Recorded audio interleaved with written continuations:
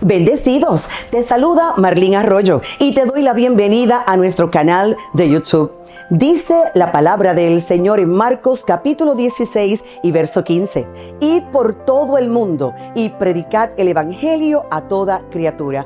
Palabras de nuestro Señor y Salvador Jesucristo. Obedeciendo esta instrucción, recibe el siguiente mensaje, la siguiente predicación, con el propósito de educar, de apasionarte por Jesús, de levantar tus niveles de fe. Disfrútalo. Cielo, usted tiene poder, usted tiene autoridad. Repita conmigo en esta noche: Padre Santo, Padre bueno, Padre fiel, te damos las gracias por tu Espíritu Santo, por la sabiduría, la inteligencia, el conocimiento y el poder que tú nos das.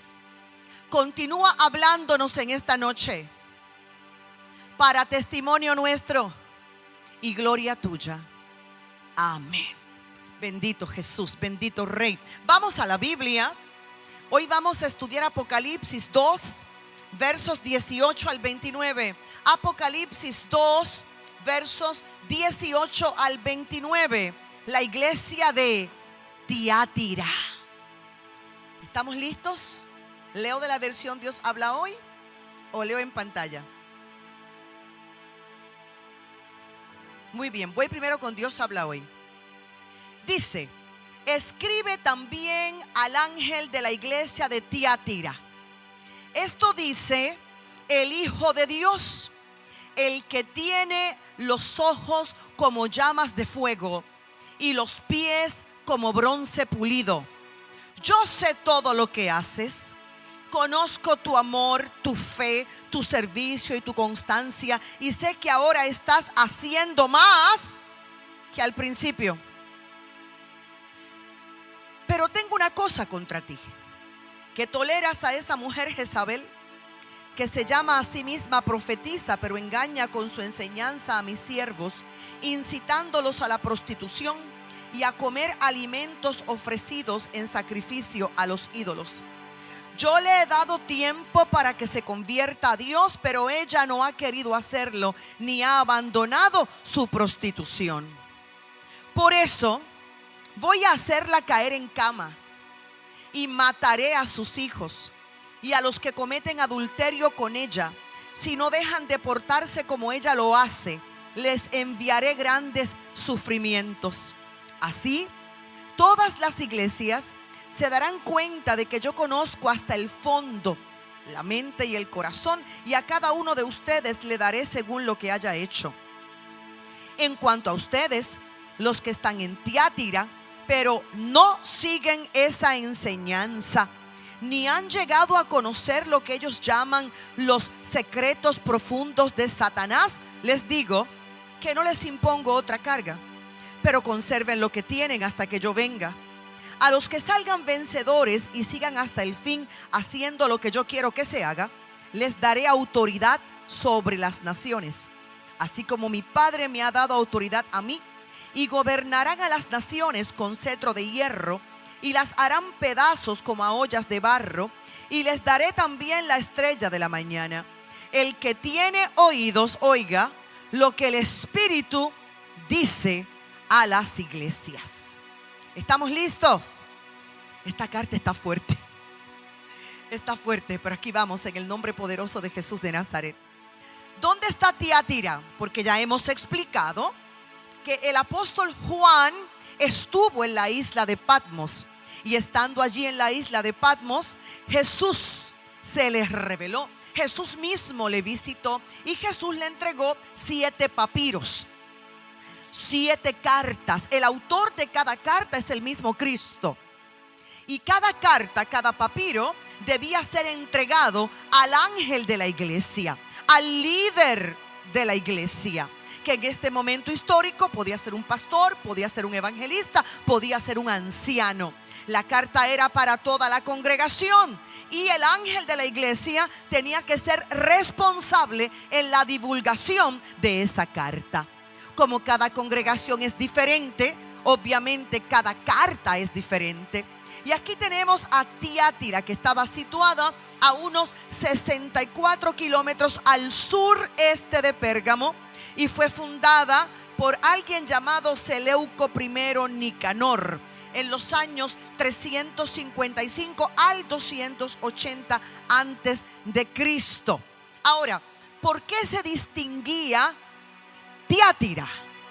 Porque hemos ya enseñado que cada congregación va con su propia misión y va con una asignación particular en un determinado lugar. Tenemos un Dios de orden y tenemos un Dios de propósito. Dios no establece una congregación porque sí.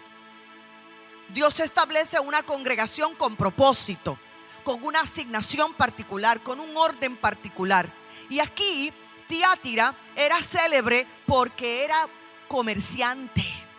Había muchos empresarios por su comercio, sobre todo por sus hiladuras de lana, por sus tintorerías.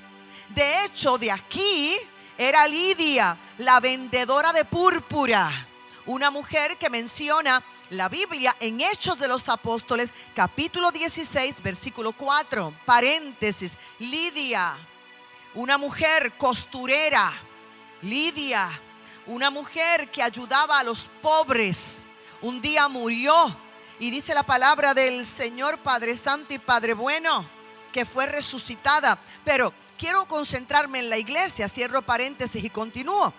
La corporación de los obreros industriales absorbían a la ciudad. Había allí, como todo lugar pagano, había allí un templo levantado al dios Apolo, otro a la diosa Arterias. Por lo tanto, allí en ese lugar se fomentaba la idolatría. En ese lugar se fomentaban las supersticiones comunes en todo el imperio romano. Había mucho ocultismo y había mucho satanismo. He aquí la razón de la iglesia de Tiatira, para lo que estaba allí la iglesia de Tiatira, para establecer el reino. ¿Cómo eran los cultos paganos en Tiatira? Eran banquetes. Recuerden que eran empresarios, así que eran fiestas. Eran unos banquetes lujosos, todos con idolatría. Eran festivales. Por lo tanto, la difícil posición del creyente se debía al compromiso con el paganismo, al compromiso con los banquetes, con las invitaciones de la compañía, de la empresa y las exigencias de su fe cristiana. ¿Cuál era el problema? Que el que era fiel a Cristo arriesgaba su empleo. Hola. Me parece que se parece un poquito a cositas que vemos en este año, en este siglo, en este tiempo. Si te congregas domingo y no trabajas el domingo, arriesgas tu empleo. Si no me haces este turno de noche, día de culto, y tú quieres ir al culto, arriesgas tu empleo. Arriesgaban su vida en este tiempo, arriesgaban su prestigio también. Y a esta iglesia, en este lugar llamado Tiatira, Jesús le escribe lo siguiente. En el verso 18, ¿cuál es el título que Jesús se da?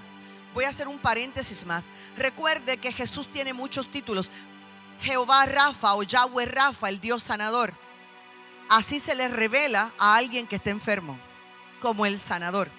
Pero a alguien que necesita prosperidad, un milagro material, un milagro financiero, no se le presenta como Yahweh Rafa, como el sanador. Se le presenta como Yahweh Jireh, el Dios de la provisión. Aquel que está experimentando quizás fracasos, debilidades, se siente derrotado, pues entonces se le presenta como Yahweh Nisi, mi estandarte, mi bandera de victoria. Pero es el mismo Dios. Es el mismo todopoderoso que dependiendo de la situación, Él se manifiesta de diferentes maneras. Y note que, por ejemplo, a la iglesia de Esmirna, que está sufriendo, que está pasando necesidad, se le presenta en Apocalipsis 2:8 como el primero y el último. El que murió y volvió a vivir, el resucitado. Pero a la de Pérgamo, que está llena de falsos maestros, le dice: yo soy el que tiene la espada de dos filos en la boca, la espada aguda de dos filos. Y a la de Tiatira le dice: esto dice el Hijo de Dios, el que tiene los ojos como llamas de fuego y los pies como bronce pulido. Quiero que te imagines a Cristo. Se está designando a sí mismo por ese título, el Hijo de Dios. Y yo soy el que tiene ojos que resplandecen como llamas de fuego y pies que parecen bronce al rojo vivo. Así se presenta. Ahora vamos a analizar esto.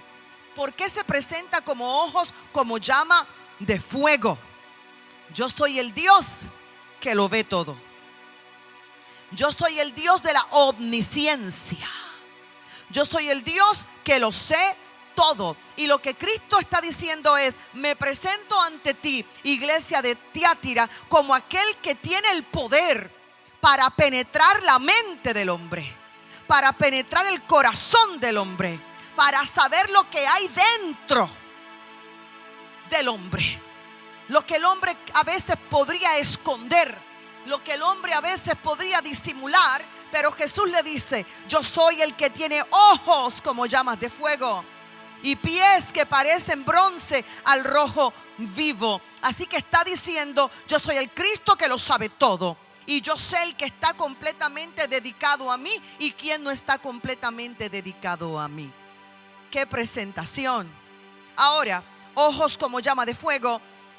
Apocalipsis 1:15 habla de la fuerza, del poder, del juicio. Dice aquí, cuyo pie es semejante al bronce bruñido. Paréntesis, aquí hay un color y es bronce. Todos los colores en la Biblia tienen un significado, y bronce está asociado con el juicio de Dios. Así que está diciendo: vengo con juicio. En este paréntesis, algunos colores importantes, ¿no? Porque en la alabanza y en la adoración usted ve banderas con colores. Cada color tiene un significado profético. El color anaranjado que porto hoy, por ejemplo, significa alabanza.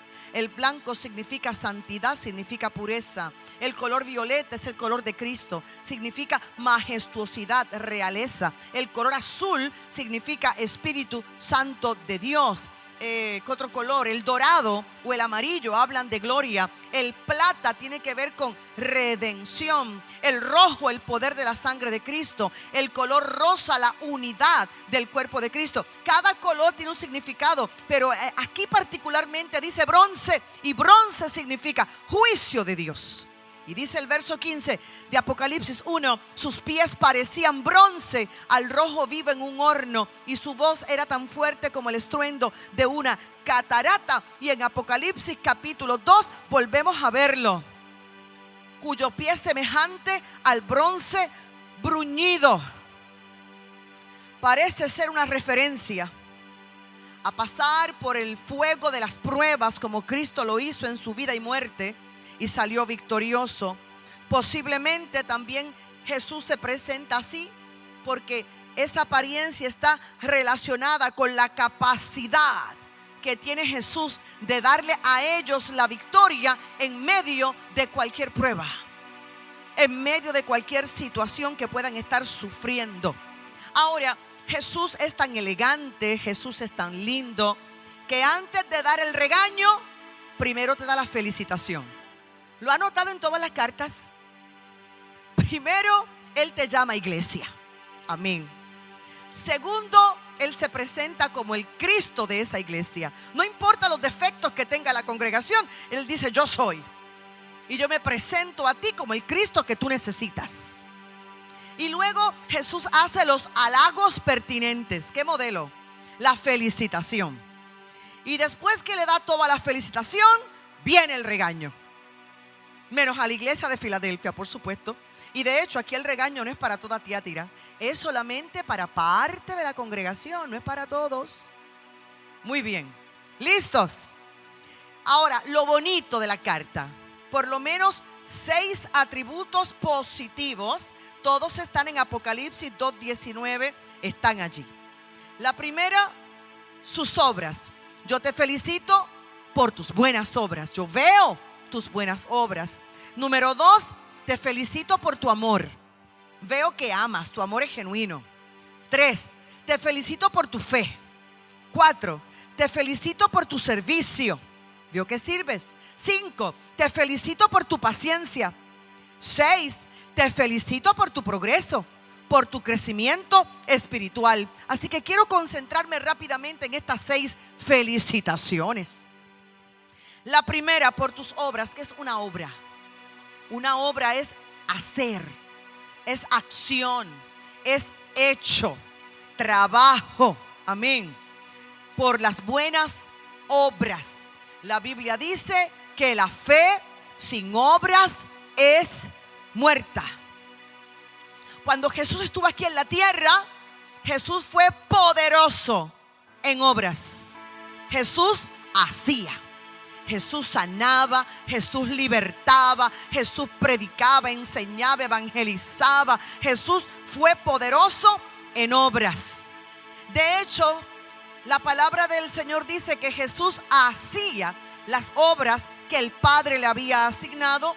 Y de hecho Juan 17:22 dice que Jesús acabó la obra que su Padre, que está en los cielos, le había encargado. Ahora, la Biblia habla de muchos poderosos en obras. Le voy a dar todos los versos bíblicos. Recuerde que estamos estudiando y usted me va a ayudar estudiando. En Hechos 7:22 dice que Moisés fue poderoso en obras. En Hechos 9:36 Dorcas fue poderosa en obras. En Efesios 2:10 dice que nosotros fuimos creados para hacer buenas obras. En la primera carta a Timoteo 6:8 dice que tenemos que ser ricos en buenas obras. En Tito 3:8 dice que tenemos que procurar ocuparnos en buenas obras. Y en Primera de Pedro 2:12 dice que Dios es glorificado por nuestras buenas obras. Así que la iglesia de Tiatira era buena en obras, buenísima en obras. Y al Señor le gusta una iglesia que hace obra. Al Señor le gusta una iglesia que se mueve, obras. Amén. Y la iglesia es felicitada por eso. Pero luego también dice: te felicito por tu amor. La palabra griega aquí para amor es la palabra griega agapen. Agapen. Hay diferentes tipos de amor, paréntesis. Cuando vamos a la palabra del Señor, vamos a descubrir esa conversación en el Evangelio de Juan, esa conversación que Jesús tuvo con Pedro, el apóstol Pedro. Cuando Jesús le dice a Pedro: ¿me amas? Y la palabra que usa Jesús es el amor ágape, de la palabra griega agapen. Y el amor ágape significa amor perfecto, amor supremo, amor hasta el final, amor sacrificial, amor hasta la muerte. Ese es el amor, el amor ágape. Y la pregunta que le hace Jesús a Pedro es: ¿me amas con amor ágape? Y Pedro responde: yo te fileo, yo siento por ti amor filial. En la Reina Valera usted va a ver que todo es amor. Pedro, me ama, sí te amo. Pedro, me ama, Señor, te amo. Pedro, me ama, Señor, tú lo sabes todo, tú sabes que te amo. Pero la versión Nueva Internacional, usted va a leer: Pedro, me amas. Y Pedro responde: Señor, yo te quiero. Pedro, ¿me amas? Señor, te quiero. Pedro, ¿me quieres? Señor, tú lo sabes todo y tú sabes que te quiero. Porque Jesús pregunta: ¿me amas perfectamente? ¿Me amas supremamente hasta el final, hasta la muerte? Es decir, ¿me amas como yo te he amado? ¿Me amas como yo te amo? Y Pedro responde: Señor, yo te quiero, mi amor por ti es filial. ¿Y qué es amor filial? Como un amigo, como a un hermano tal vez. Te tengo amor filial, respeto, admiración, pero amarte así hasta la muerte, no. Por segunda vez Jesús le pregunta a Pedro: ¿me amas? Amor ágape. Y por segunda vez Pedro responde: mi amor por ti es filial. Ahora en la tercera pregunta Jesús baja de nivel y Jesús le dice: Pedro, ¿Me quieres? Tu amor por mí es filial, realmente filial. Y ahora un Pedro desconcertado ante un Dios resucitado que él no podía mentirle, le dijo: tú lo sabes todo y tú sabes que te quiero. Entonces hay diferentes tipos de amor. En un mensaje tan serio como este, le quiero decir algo un poco jocoso. Como yo cuando era niña, mi abuela iba a cuanto velorio y sepultura usted se puede imaginar. Entonces yo la acompañaba, yo siempre estaba con mi abuela. Y yo nunca voy a olvidar a una niña que gritaba tanto: Señor Jesús, gritaba y gritaba: abuela, no te vayas. La abuela estaba ya casi para bajar a la sepultura. Abuela, no te vayas. Y empieza: abuela, llévame contigo, abuela, llévame contigo. Descontrolada: llévame contigo. Mientras la agarraban: llévame contigo. Cuando la soltaron, se salió rápido de al lado del lugar donde la iban a sepultar. Nunca olvido esa experiencia, porque la niña amaba a su abuela, pero se amaba más a sí misma. ¿Me hago entender? Entonces, eso no es el amor ágape, ese es el amor filial. Cierro paréntesis y continúo. Entonces, aquí a la iglesia de Tiatira se le reconoce algo. Se le reconoce que tienen amor, pero no es un amor filial. Es un amor ágape. Es un amor distintivo del verdadero discípulo de Cristo. Es un amor activo. No es un te amo en Cristo Jesús. Te amo yo. ¿Ha escuchado esa frase? Te amo en Cristo. Suena hasta gracioso, ¿no? O sea, te amo en Cristo. O sea, sin Cristo no te amo, mi amor. No te amo. Y ese tipo de amor no es un amor ágape, no es un amor activo, no es un amor sacrificial. Y a la iglesia de Tiatira se le reconoce su amor ágape. Número 3, la fe. Y la palabra fe que aparece aquí es de la palabra griega pistín. Una fe.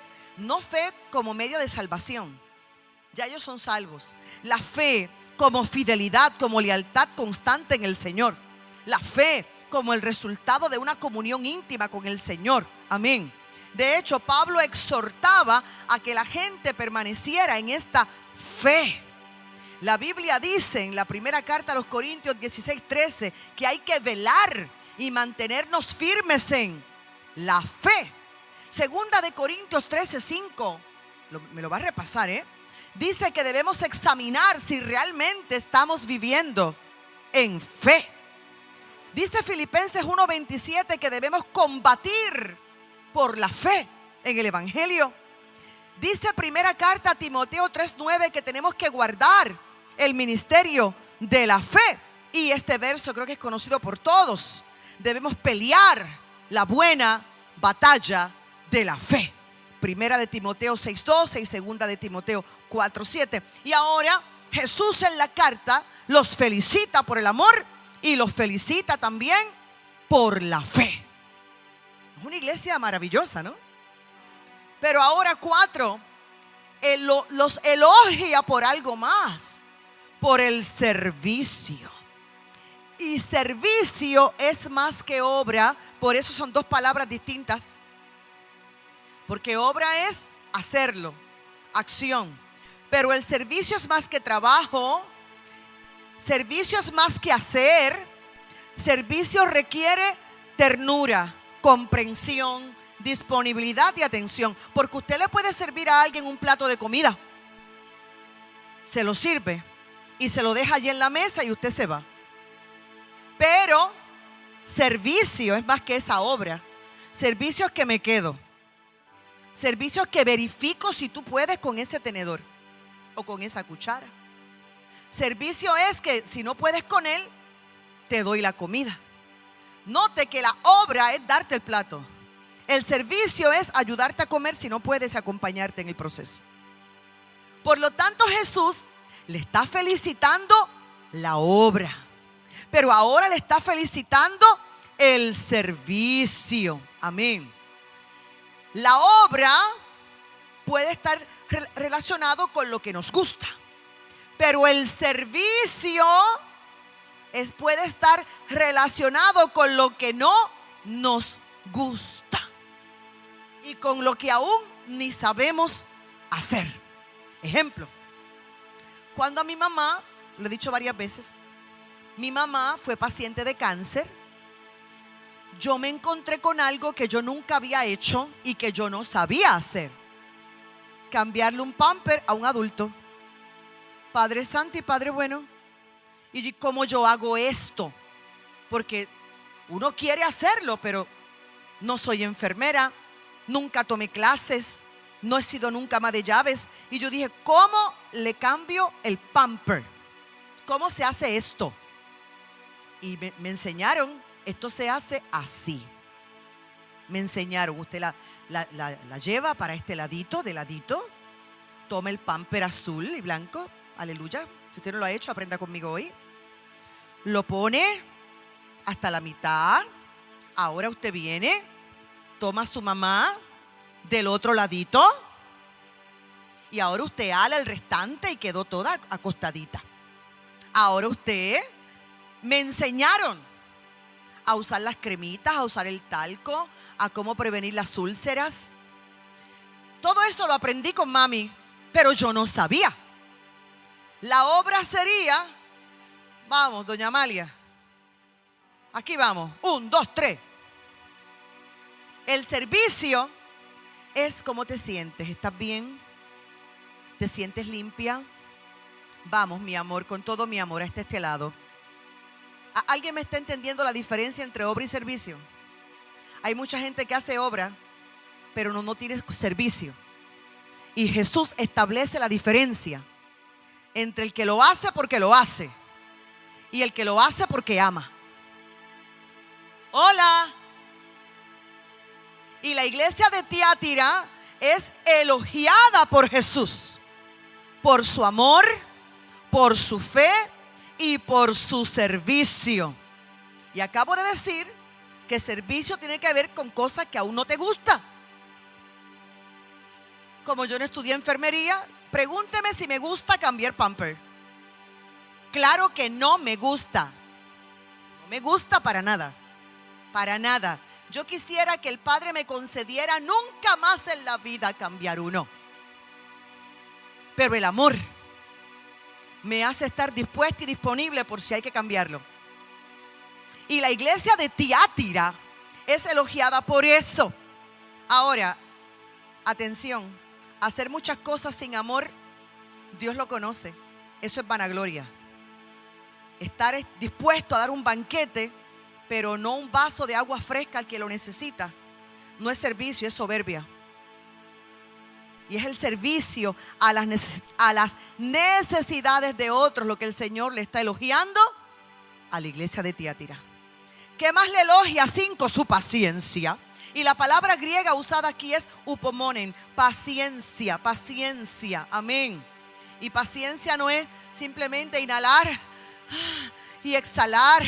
La paciencia tiene que ver con que voy a esperar, pero alegre y firme en medio de cualquier dificultad. Amén. Tranquilo, quieto en medio de la tempestad, como Jesús, paciente. Y número 6, Jesús también le elogió su crecimiento espiritual y su progreso.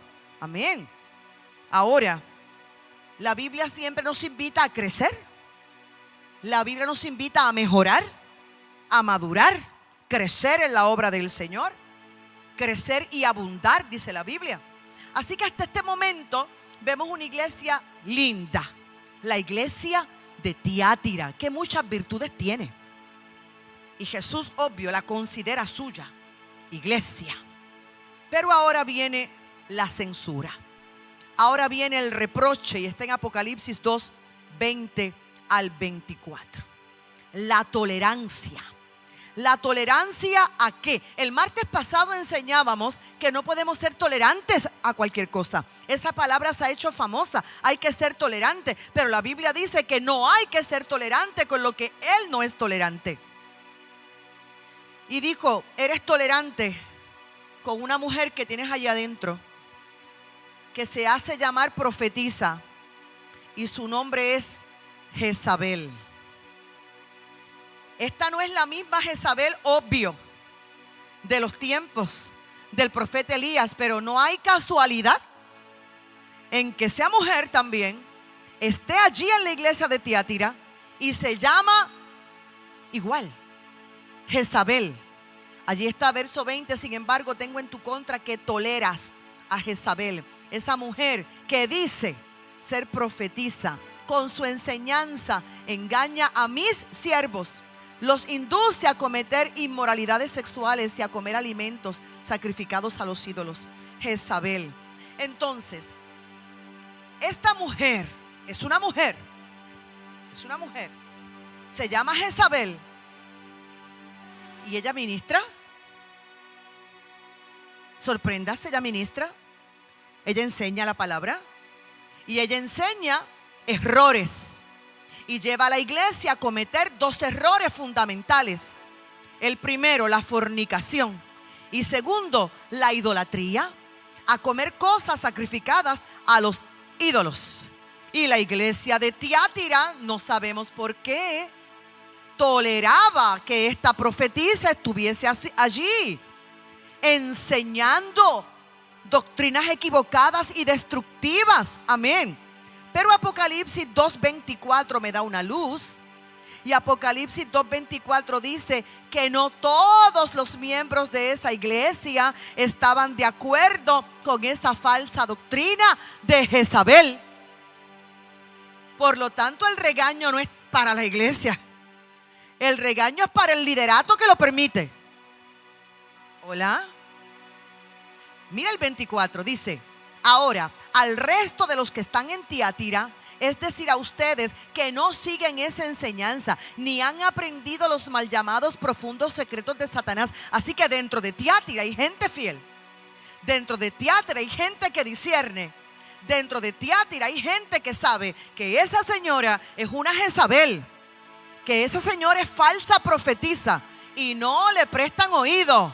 Se mantienen allí posiblemente orando, posiblemente a la expectativa de que el cielo haga algo, y Cristo hizo algo.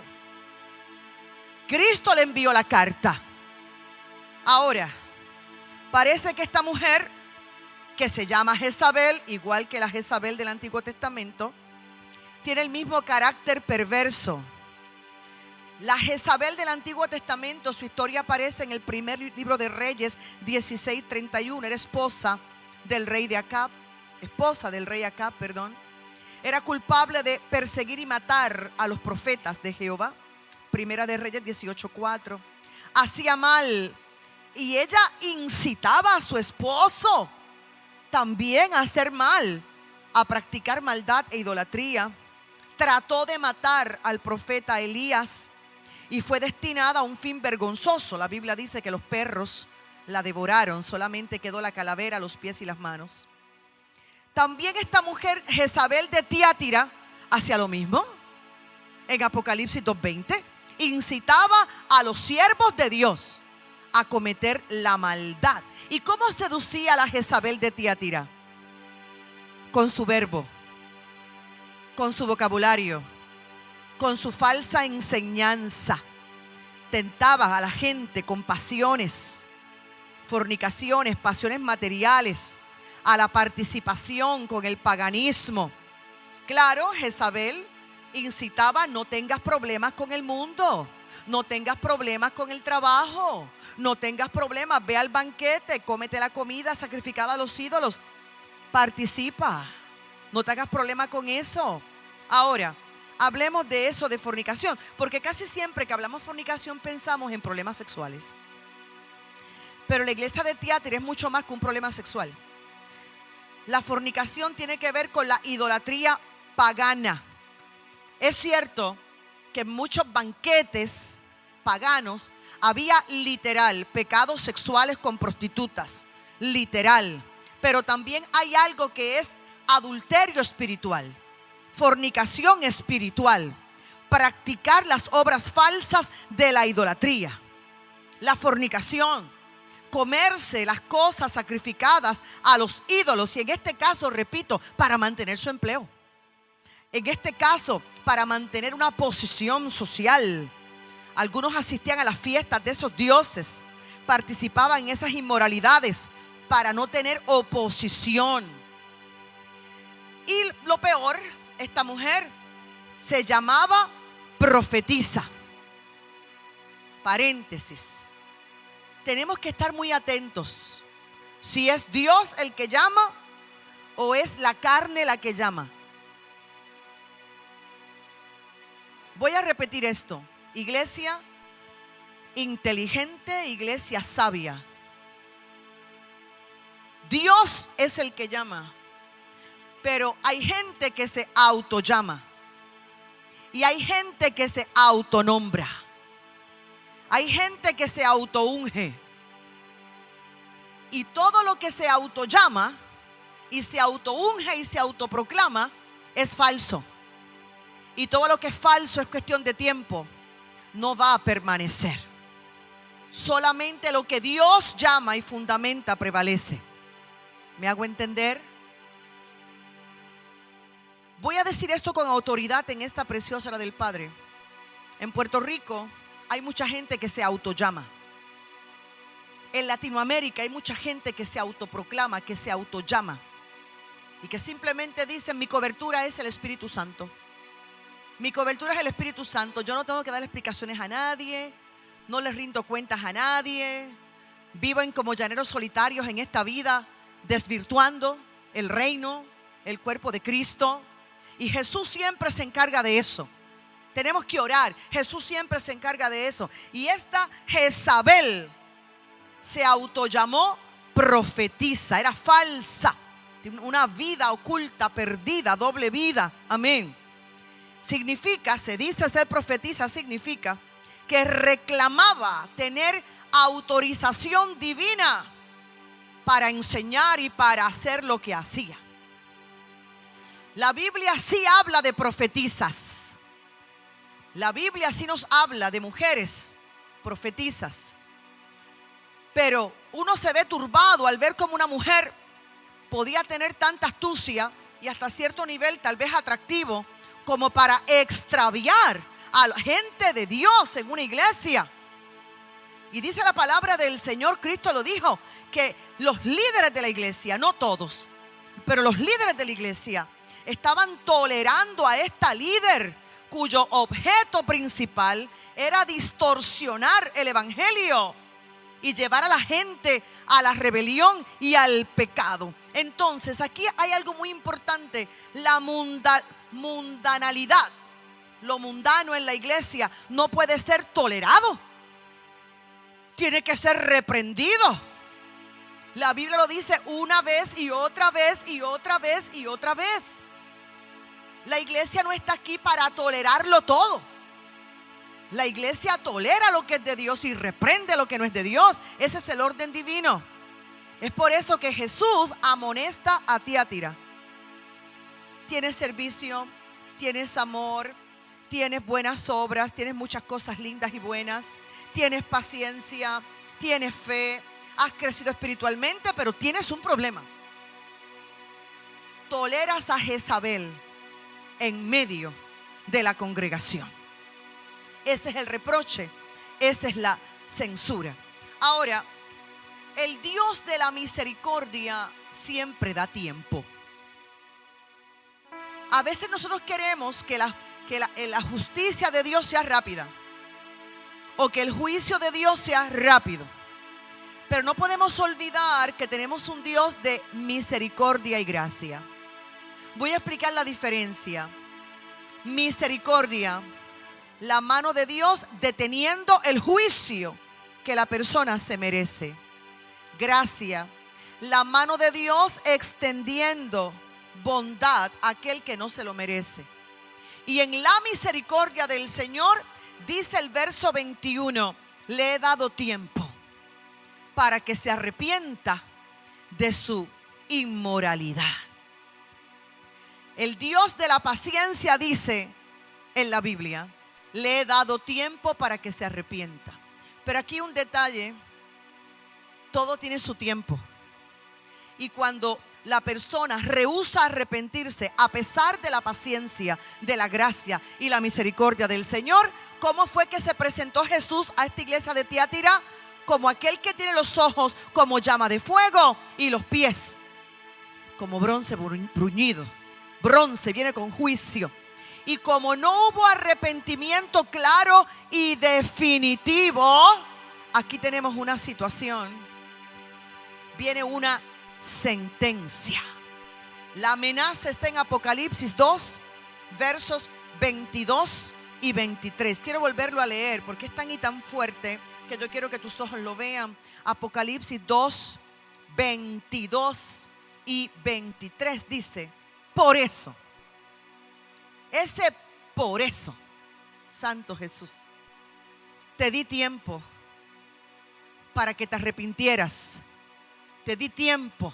No te arrepentiste. Arrepentimiento es cambio de forma de pensar. Te di tiempo, no lo hiciste.